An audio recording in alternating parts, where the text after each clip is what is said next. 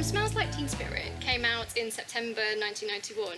Can you remember what you were up to musically at that time? I was in Swingle Singers actually in '91. What we tried in those days to do was have a very, very wide selection of music. So we would have classical music, we would do jazz pieces obviously, and then humorous pieces. And we used to always end with the 1812 overture.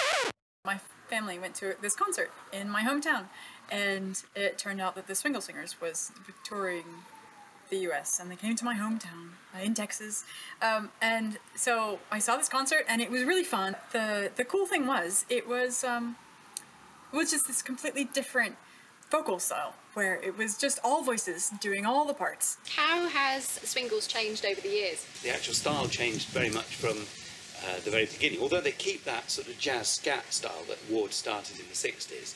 That was all they did really to begin with, and then through the 80s we gradually increased the repertoire. It's changed since I've left. I think they do more, it's gone more towards pop. They write a lot of their own material now.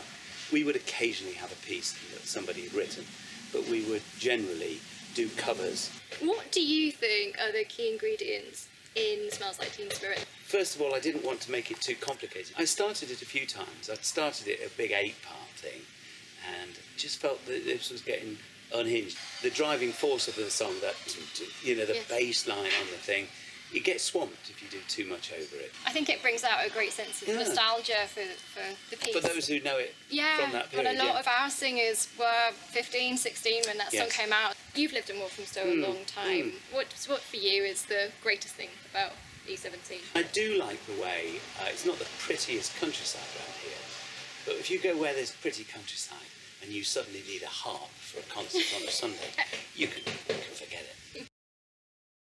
There was a lot of that bang going on. There was. Pardon?